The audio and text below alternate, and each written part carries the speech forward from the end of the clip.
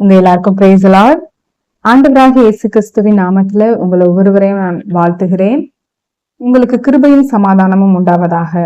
The light of the world channel மூலமாக மீண்டும் உங்களோடு கூட கர்த்தருடைய வார்த்தையை பகிர்ந்து கொள்வதிலே எனக்கு மிகுந்த மகிழ்ச்சி. ஆண்டவர் தேடி போறாரு. யாருமே அவனுக்காக இல்ல, அவனுக்காக பேசவோ சொல்லவோ கேட்கவோ. ஆனா அவன் சூழ்நிலையை அறிந்து கர்த்தரே அவனை தேடி அந்த இடத்துல போறாரு. அந்த ஆரம்பமே எவ்வளவு அற்புதமா இருக்கு பாருங்க. அவனோட லைஃப் நம்ம பார்க்கும்போது அவன் கல்லறையில வாழ்ந்துட்டு இருக்கிறான். சங்கிலிகளினால அவனை கட்டி வச்சா கூட அந்த சங்கிலிகளை அவன் அறுத்து விட்டு போய்விடுவான். அந்த அளவுக்கு மிகவும் மூர்க்கமாக அவனை யாராலும் எதுலையுமே கட்டி கூட வைக்க முடியாத அளவிற்கு மோசமான ஒரு நிலையில அவன் வாழ்ந்துட்டு இருந்திருக்கிறான்.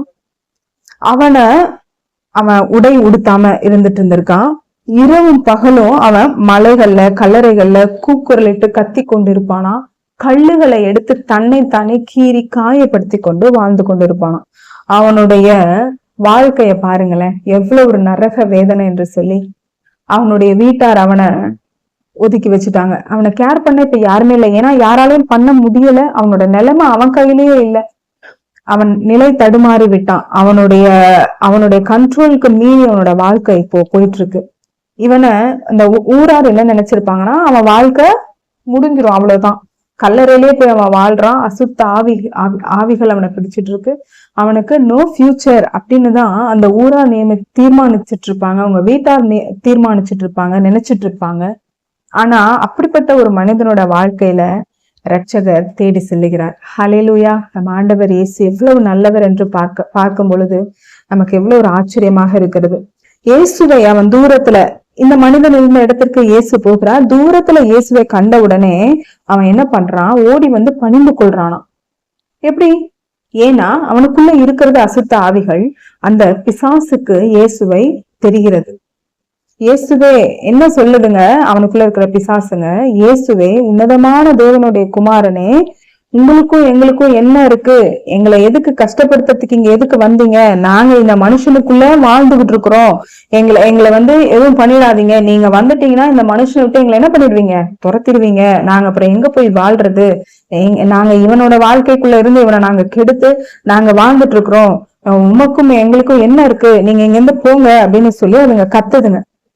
அசுத்த ஆவியே, நீ இவனை விட்டு போ அப்படின்னு சொல்லி கட்டளை இடுகிறார். ஏசு கிறிஸ்து கட்டளை இட்டா காற்றாகட்டும் கடலாகட்டும் அது அமர்ந்துதான் ஆகணும். அசுத்த ஆவியாகட்டும் அது போய் தான் ஆகணும். அவருடைய வார்த்தைக்கு எதுவுமே அங்க நிற்க முடியாது. எல்லாம் பணிந்துதான் ஆக வேண்டும். அப்போ ஆண்டவர் கேட்கிறாரு, அந்த மனிதனை பார்த்து இயேசு கேட்கிறாரு, அந்த பிசாசு பிடித்தவனை பார்த்து, உன் பேர் என்ன அப்படின்னு கேட்ட உடனே அந்த பிசாசுகள் சொல்லுகிறது, நாங்க அநேகரா இருக்கிறபடியினால எங்களோட பேரு லேகியோன் அப்படின்னு சொல்லுது. 6000த்திற்கும் மேற்பட்ட பிசாசுகள் ஒரு மனிதனுக்குள்ள இருந்து அவன் வாழ்க்கையை சீரழித்து கொண்டிருக்கிறது. எத்தனை ஒரு கஷ்டம் பாருங்க. இன்றைக்கும் மனிதர்கள் அநேகர் வாழ்ந்து கொண்டிருக்காங்க. ஆனா அவங்களுக்குள்ள எண்ணிக்கைக்கு அடங்காத ப்ராப்ளம்ஸ், பிரச்சனைகள் அவங்கள நாசம் பண்ணி கொண்டிருக்கிறது. அவர்களை உண்டு இல்லை என்று செய்து கொண்டிருக்கிறது. இன்றைக்கும் இப்படிப்பட்ட சூழ்நிலையில அநேக மனிதர்கள் வாழ்ந்து கொண்டுதான் இருக்கிறார்கள். சிந்தனைக்குள்ள மாறாத போராட்டம், இருதயத்துல தீராத காயங்கள், குடும்பத்துல ஓயாத பிரச்சனைகள், வாழ்க்கையில அடுத்தடுத்து ஓயாத போராட்டங்கள்.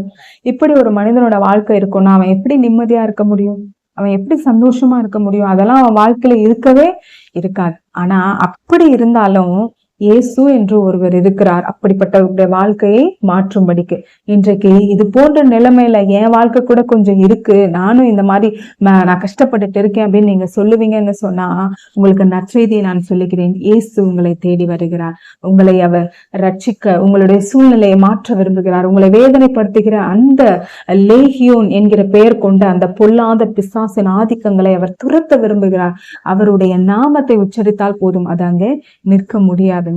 இன்றைக்கு இவன் வாழ்க்கையை விடுதலை பண்ணின ஆண்டவர் உங்க வாழ்க்கையை விடுதலை பண்ண அவரால முடியும். ஹல்லேலூயா. அந்த மனிதனுக்கு ஒரு விடுதலை உண்டாகிறது. அவ்வளவு நாள் பிசாசோடு போராடி கொண்டிருந்த அவனுடைய வாழ்க்கையில இன்றைக்கு ஒரு விடிவு காலம். அவன் தெளிந்து புத்தி தெளிந்து உட்கார்ந்து இருக்கானா. இவ்வளவு நாள் அவன் ஒரு இடத்துல கூட அவனால உட்கார முடியலங்க.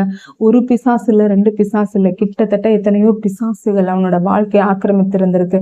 அவன் வாழ்விடமே கல்லறையா இருந்திருக்கும்னு சொன்னா அவனுடைய நிலைமை நினைச்சு பாருங்க. ஒரு வாலிபன், ஒரு ஒரு எதிர்காலம் அவனுக்கு நல்லா இருக்க வேண்டும். ஆனா அப்படிப்பட்டவன் எதிர்காலமே இல்லாம தவித்து கொண்டிருந்த பொழுது இயேசு கிறிஸ்து அவனுடைய வாழ்க்கையை மீட்டு அவன் கையில கொடுத்தார். என் வாழ்க்கையை நீங்க மீட்டு கொடுத்துருக்கீங்க, என்ன நீங்க ரட்சித்திருக்கீங்க, நான் உங்க பின்பற்றணும் அப்படின்னு கேட்கும்போது ஆண்டவர் சொல்றாரு, நீ என் பின்னாடி நீ வர வேண்டாம், என்ன ஃபாலோ பண்ண வேண்டாம், நீ உன் இனத்தார் இடத்திற்கும் உன் வீட்டிற்கும் போய் கர்த்தர் உனக்கு இறங்கி உனக்கு செய்தவைகளை. இந்த இடத்துல நம்ம அதை தான் பார்க்கணும். தேவனுடைய இரக்கம் அப்படின்னா அது எப்படி கிரியை செய்யும் நம்ம வாழ்க்கையிலனா, தகுதியே இல்லாத, சூழ்நிலை சாதகமாக இல்லாத, புறக்கணிக்கப்பட்ட அப்படிப்பட்ட ஒரு மனிதனுடைய வாழ்க்கையில அவர் இரக்கம் காண்பித்திருக்கிறாரு பாருங்க. ஹல்லேலூயா. இவனோட வாழ்க்கை ஒண்ணுமே இல்லை, அவனோட வாழ்க்கை 0, அவ்வளவுதான். அவன் ஒண்ணுமே இல்லை. ஆனா அவனோட வாழ்க்கையில நியூ லைஃப் ஆண்டவர் உருவாக்கி கொடுத்தார். நீ போய் உன் வீட்டாருக்கு இடத்திலும் உன் இனத்தார் எல்லார் இடத்துலயும் நீ வசிச்ச உன் கிராமத்துல, எந்த கிராமத்துல நீ வாழ மாட்டேன்னு நினைச்சாங்களோ, நீ அவ்வளவுதான் நினைச்சாங்களோ, அதே கிராமத்துல நீ போ, புத்தி தெளிஞ்சு நீ போ, எல்லார்கிட்டையும் உனக்கு கர்த்தர் இறங்கி செஞ்சாருல அதை நீ சாட்சியாய் சொல்லு அப்படின்னு சொல்லி அவனை ஒரு பிரசங்கியாக ஆண்டவர் அனுப்பி வைக்கிறார். வாழ்க்கையில ஒன்றுமே இல்லாமல் இருந்த அவனோட வாழ்க்கையில எவ்வளவு ஒரு டர்ன் அவுட் பாருங்களேன். இயேசு கிறிஸ்து உங்க வாழ்க்கையில வந்தா உங்க வாழ்க்கை கூடங்க நீங்க நினைச்சு பார்க்காத அளவுக்கு உயரத்துல கொண்டு போய் அவர் நிறுத்துவார். உங்க வாழ்க்கையை கர்த்தர் மாற்றுவார். ஹல்லேலூயா. ஆண்டவர் இந்த அற்புதத்தை செய்துட்டு திரும்பவும் படகு ஏறி அவர் மறுகரைக்கு வருகிறார். அங்கு ஜனங்களிடத்துல ஆண்டவர் பேசி கொண்டிருக்கும் போது அங்க என்ன நடக்குது அப்படின்னா, ஒரு ஜெப ஆலய தலைவன் யவீரு அப்படின்னு சொல்லி ஒருவர் வந்து ஆண்டவரோட பாதத்துல கேட்கிறார், ஆண்டவரே, என்னுடைய குமாரத்தி மரண அவஸ்தைப்பட்டு கொண்டிருக்கிறாள், அவள் மறிக்கிற அளவிற்கு அவளுக்கு வியாதி பலவீனம் இருக்கிறது, நீங்க வந்து அவள் மேல உங்க கைய வைங்க, அப்போ என் பொண்ணு பிழைச்சு கொள்வா அப்படின்னு சொல்லி இந்த இடத்துல கேட்கிறாரு. ஆண்டவரும் கூட போயிட்டே இருக்காரு. சரி வா போலாம் அப்படின்னு சொல்லிட்டு அப்படி போயிட்டே இருக்கும்போது அந்த இடத்துல என்ன நடக்குது அப்படின்னா, ஜனங்கள் அவர் ஆண்டவர் அப்படியே நெருக்குறாங்க. அப்படியே ஆண்டவர் இயேசு கிறிஸ்து வந்துட்டாருன்னா அவரை தொட்டு பார்க்கணும், அவர்கிட்ட வரணும்னு ஜனங்களுக்கெல்லாம் ஆசை இருக்கும். நெருக்கும் போது அந்த இடத்துல ஒரு பெண் என்ன பண்றாங்க அப்படின்னா, அந்த கூட்டத்துல ஒரு பெண் இருக்காங்க. அவங்க யாரு அப்படின்னா, 12 வருஷமாக பெரும் பாடு உள்ள ஸ்திரீ. 12 வருஷமாக உதிர போக்கினால் அவள் அவஸ்தைப்பட்டு கொண்டிருக்கிறாள். அவளுக்கு ஹீலிங்கே கிடைக்கல. எல்லா மருத்துவர்கள் இடத்துல போய் பார்த்தாச்சு, எல்லாரையும் அவளுடைய ஆஸ்திகள் எல்லாம் செலவழித்தும் பார்த்திருக்கா, ஆனா அவளுக்கு சுகமே கிடைக்கல. அப்படிப்பட்ட ஒரு பெண் என்ன பண்றாங்க, அந்த கூட்டத்தின் மத்தியில அவங்க ஒரு டிசிஷன் எடுக்கிறாங்க. ஏசு இந்த பக்கமா வராரு அப்படின்னு தெரிஞ்சிட்ட பிறகு என்ன நடக்குதுன்னா, இவ வந்து தன்னோட மனசுல தீர்மானிக்கிறா, நான் இயேசுவை போயிட்டு அவரோட வஸ்திரத்தை ஓரத்தையாவது தொடுவேன். ஏன்னா நான் பப்ளிக்கா போக முடியாது, நான் புறக்கணிக்கப்பட்டு இருக்கணும், நான் யார் முகத்திலுமே முழிக்க கூடாது, யாரை பார்த்தாலுமே பிரச்சனை ஆயிடும், அது பெரிய பாவம் குற்றம் எல்லாமே இருந்தாலும் எனக்கு என்ன வேணும்னா சுகம் வேணும். நான் எப்படியாவது அவர்கிட்ட நான் நேரடியா பார்த்து என் பிரச்சனையை சொல்ல முடியலனாலும் அவரோட வஸ்திரத்தின் ஓரத்தை அந்த தொங்கலை நான் பிடிக்க போறேன் அப்படின்னு சொல்லி மனசுல ஒரு விசுவாசத்தோட அந்த அம்மா என்ன பண்றாங்கன்னா, இயேசு கிறிஸ்து இப்ப முக்கியமான ஒரு இடத்துக்கு போயிட்டு இருக்காரு. எங்க போயிட்டு இருக்காரு, யவீரு அப்படின்றவருடைய மகள் மரண போராட்டத்துல இருக்காங்க, அவங்கள ஹீல் பண்ணும்படி அவர் நடந்து போயிட்டு இருக்காரு. அந்த நேரத்துல இந்த அம்மா போய் அவருடைய வஸ்திரத்தின் ஓரத்தை தொடும்படிக்கு தொட்டுடுறாங்க. அப்போ ஆண்டவரோட சரீரத்துல இருந்து ஒரு ஹீலிங் பவர் அவர் இடத்துல இருந்து புறப்பட்டு வெளியில போனது ஆண்டவர் உணர்ந்துட்டு போயிட்டு இருந்தவர் நின்று கேட்கிறாரு, என்னை யாரு தொட்டது அப்படின்னு சொல்லி கேட்கிறாரு. யோசிச்சு பாருங்க, அவ்வளவு கூட்டம், அவ்வளவு பேருமே ஆண்டவர் தொட்டுட்டு இருக்காங்க. ஆனா ஆண்டவர் கேட்கிறாரு, யார் என்னை தொட்டா அப்படின்னு கேட்கிறாங்க.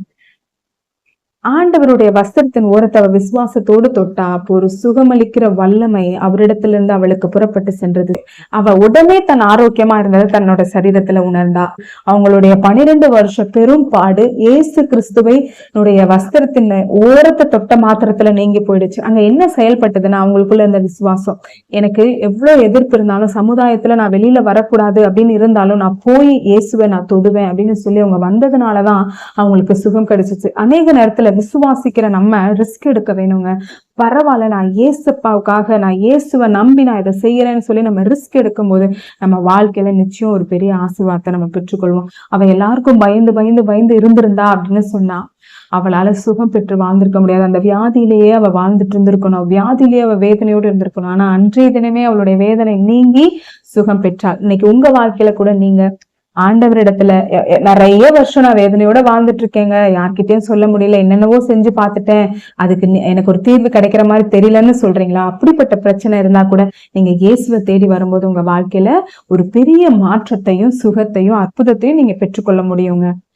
இந்த இடத்துல இந்த இந்த இந்த ஹீலிங் நடந்து முடிச்சு அந்த உமனோட ஆண்டவர் பேசி முடிச்சுட்டே இருக்கும் போதே இன்னொருத்தவங்க வந்து அந்த யவீரு அப்படின்ற அந்த அப்பா கிட்ட சொல்றாங்க, விடு விடு போதகரை நீ வருத்தப்படுத்தாத, அவரை விட்டுடு, ஏன்னா உன் பொண்ணு என்ன ஆயிட்டா, மறுத்து போயிட்டா அப்படின்னு சொல்றாங்க. யோசிச்சு பாருங்க, அந்த யவீருக்கு எவ்வளவு கஷ்டமா இருந்திருக்கும். நான் அவரை கூட்டிட்டு போயிட்டு இருக்கேன், இந்த நேரத்துல இந்த அம்மா வேற வந்து இப்படி வாங்கிட்டு போறாங்களே, ஆசீர்வாதத்தை வாங்கிக்கிட்டாங்க, அவங்க சுகமாயிட்டாங்க, ஆனா என் பொண்ணு என்ன ஆயிட்டா, மறுச்சு போயிட்டாலே அப்படின்னு அந்த தகப்பனோட உள்ளம் அப்படியே கொந்தளிச்சிருந்திருக்கும். இவங்க நம்பிக்கையை பாருங்க.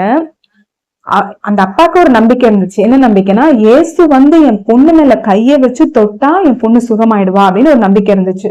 இப்ப கூட இருந்தவங்க எல்லாம் வந்து சொல்றாங்க, விட்டுடு, அவ உயிரோட இருக்கும்போது, அவஸ்தையா இருக்கும்போது, அந்த லாஸ்ட் மினிட்ல நம்ம ஆண்டவரை கூப்பிட்டோம், அவர் வந்து கைய வச்சுன்னா அவர் சுகமாயிருப்பா, ஆனா அவர் வரல, அவரால் வர முடியல. இப்ப நீ அவரை எந்த டிஸ்டர்பன்ஸும் பண்ணாத, ஏன்னா அவ செத்து போயிட்டா, இனி அவளை என்ன பண்ண முடியாது, ஒண்ணும் பண்ண முடியாது, போதகர் வந்தாலும் வேஸ்ட், ஆண்டவர் வந்தாலும் வேஸ்ட், அவ மறிச்சு போயிட்டா அப்படின்னு சொல்லி அங்க இருக்கிறவங்க அவிசுவாசமாய் பேசும்போது ஆண்டவர் உடனடியா யவீருகிட்ட சொல்றாரு, என்ன சொல்றாரு, பயப்படாதே, விசுவாசம் உள்ளவனாயிரு. இப்போ யவீரோட இருதயம் அப்படியே துடிச்சு போயிருக்கும், அவரு அப்படியே ஸ்டன் ஆகி நின்று இருப்பாரு. அந்த இடத்துல ஆண்டவர் சொல்றாரு, பயப்படாத, விசுவாசமாயிரு.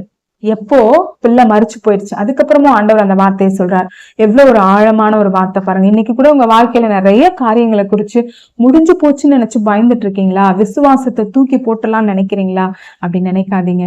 ஆண்டவர் டிலே பண்ற மாதிரி இருக்கும், ஆனா அவர் டிலே பண்ணாலும் அதுக்கு பின்னாடி ஒரு பெரிய ஆசீர்வாதத்தையும் யாருக்குமே செய்யாத அற்புதத்தையும் உங்க வாழ்க்கையில செய்யும்படிதான் அவர் அதை டிலே பண்ணிருப்பாரு. ஆண்டவருக்கு எல்லாமே தெரியுங்க. ஆண்டவர் சொல்றாரு, நீ பயப்படாத, விசுவாசம் உள்ளவனா இரு அப்படின்னு சொல்லி சொல்றாரு. கூடவே போறாரு. சரிப்பா, உன் பொண்ணுதான் மறிச்சு போயிடுச்சுல, இனி என்னால ஒண்ணும் பண்ண முடியாது, நீ போய் உன் பொண்ணை அடக்கம் பண்ணிக்கோன்னு சொல்லி ஆண்டவர் திரும்பி போலங்க, கூடவே போறார். போயிட்டு என்ன பண்றாரு, அந்த வீட்டுக்குள்ள அநேகர் அந்த பிள்ளை மறிச்சு போச்சேன்னு சொல்லி அழுது புலம்பி கொண்டிருக்கான். எல்லாரையும் ஆண்டவர் என்ன பண்றாரு, வெளியில போங்க, ஏன் அழுறீங்க, அந்த குழந்தை மறித்து போல, அவ என்ன பண்ணிட்டு இருக்கா, நித்திரையா இருக்கா, தூங்கிட்டுதான் இருக்கா அப்படின்னு சொல்றாரு. ஆண்டவர் எல்லாரையும் வெளியில அனுப்பிட்டு பிள்ளையுடைய தகப்பனையும் தன்னோட வந்த சீஷர்களை மாத்திரம் உள்ள இருக்க வச்சுட்டு எல்லாரையும் வெளியில அனுப்பிட்டு ஒரே ஒரு வார்த்தை சொன்னாராம், சிறு பெண்ணே எழுந்திரு அப்படின்னு சொல்லி. மரித்து போன பெண். அவர் சொன்ன மாத்திரத்திலேயே என்ன, அந்த பெண், அந்த குழந்தை எழுந்து உட்கார்ந்தாலாம். மரித்து போன பெண்ணுதான். அந்த பெண் 12 வயது உள்ள ஒரு சின்ன பெண் எழுந்து உட்கார்ந்தாலாம். யோசிச்சு பாருங்களேன்.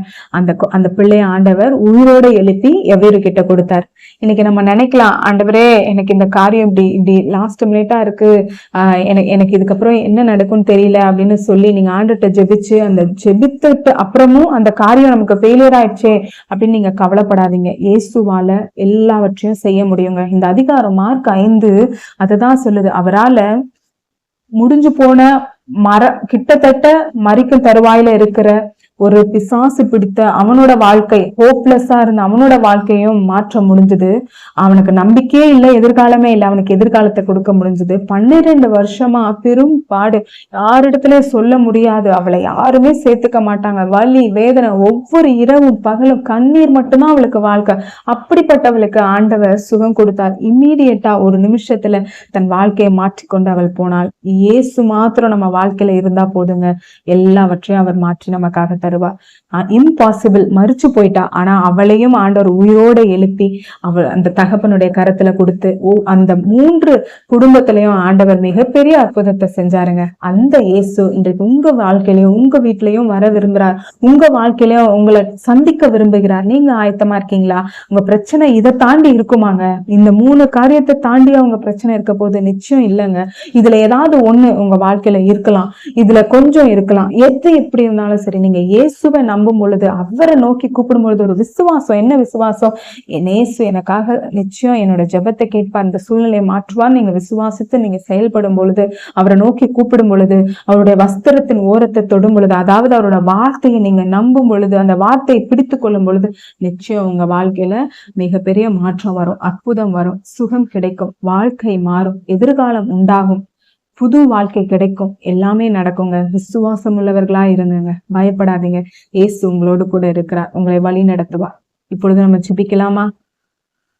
எங்களை அளவுக்கு அதிகமாக நேசிக்கிற எங்கள் பரலோக தகப்பனே, இயேசுவின் நாமத்துல உங்க திருக்கரத்துல ஒப்பு கொடுக்கிறோம். இந்த நாள்லயும் ஆண்டவரே, இந்த வீடியோவை பார்த்து கொண்டிருக்கிற ஒவ்வொருவருடைய வாழ்க்கையிலையும் ஏதோ ஒரு கஷ்டம், ஏதோ ஒரு ஆண்டவரே மன குழப்பம், ஆண்டவரே வியாதி, பலவீனம், ஆண்டவரேப்பா ஆண்டவரே அவர்களை வேதனைப்படுத்துகிறது என்று சொன்னால், நீங்க இப்பொழுதே அவர்களை சந்திக்க வேண்டுமாய் செபிக்கிறோம். அவர்களுடைய சூழ்நிலையை மாற்ற வேண்டுமாய் செபிக்கிறோம். அவர்களுக்குள்ள ஒரு நம்பிக்கையை கொடுங்க, எல்லா பயத்தையும் நீக்கி போடுங்க. இயேசு கிட்ட போனா என் சூழ்நிலை மாறும், என் பிரச்சனை மாறும் என்கிற நம்பிக்கையை நீங்க கொடுங்க.